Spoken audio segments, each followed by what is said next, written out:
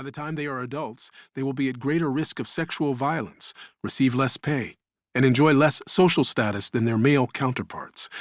If you are a woman, you are not included. As serious a problem as systemic exclusion is, it is our inability to recognize it that perpetuates the continued lack of justice in the world. Once we recognize this exclusion, we might see that we ourselves belong to the group that enforces it, either directly or through our inaction. That's the first step. But what comes next? How do we go about fighting for inclusion and justice? What tools can we use to identify and name the exclusion? Listen and learn about the issues, understand whatever role we play in them, form a coalition, take action, and consolidate whatever progress we've made before repeating the process again and again. This book offers some guidelines by showing how we worked to change the policy that excluded thousands of pregnant girls from attending school in Sierra Leone. It's my hope that by reading a story about the efforts we made to right a very specific wrong, you can gain some insight and maybe even inspiration that will help you in your own efforts to create a more just society in your home, your community, your school, your workplace, and your country. It is only when we truly believe in and practice radical inclusion, a commitment to keep fighting for everyone to be included, no matter who they are, where they come from, and how they show up, that we can begin to experience justice in the world. Introduction. The need for radical inclusion. Feet, what do I need you for when I have wings to fly? Frida Kahlo. In the summer of 2004, when I was still a teenager, I went to the Freetown International Airport in Lungi, Sierra Leone, to board my first international flight to Abidjan in Côte d'Ivoire.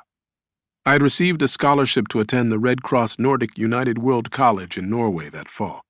Since there was no way to obtain a visa in Sierra Leone, citizens, those who could afford to, went either to Ghana, Guinea, Senegal, or Côte d'Ivoire to get one.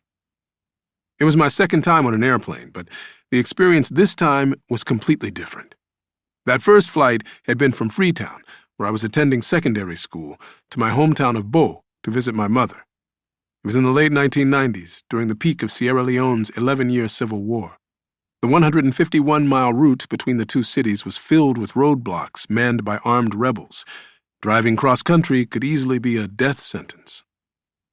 That first time I flew, I knew my mother would be waiting to greet me with a hug at the dusty airfield in Bo. This time, there would be no one waiting for me on the tarmac. After I arrived in Abidjan, I remember being scared and uncertain, but also curious. I felt like an outsider, which I was, but I opened myself up to the generosity of strangers, and I was helped at every turn. The Red Cross Nordic United World College is one of 18 schools on 4 continents that bring students together from all over the world.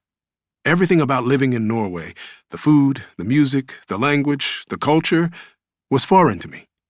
For starters, I found myself shivering violently in the cold as soon as I stepped off the plane, even though I was wearing a suit, and it was still summer. Each of my new schoolmates, 199 young people from 90 different countries, had their own story of how they had come to be in Flekke, a small village amid the fjords of southwestern Norway. Mine was rather straightforward. I'd gone through public secondary school, done well in my national exams, and been awarded an academic scholarship. While each of the participating schools focused on diversity and promoted peace and sustainability through education, I had chosen to go to Norway precisely because it was so different from Sierra Leone. I thought different was cool. During my travels to and from Norway and throughout Europe over the next 2 years, I was often the only Sierra Leonean in the queues at the border control kiosks. Almost every time, I was pulled aside for extra questioning. It was as if I'd misread the green sign on the lane that said, "Exit, nothing to declare." The first and second times I was pulled into a small room and asked to open my bag for inspection, I assumed it was routine. But by the 6th, 7th, and 8th times, I knew there was nothing random about my selection.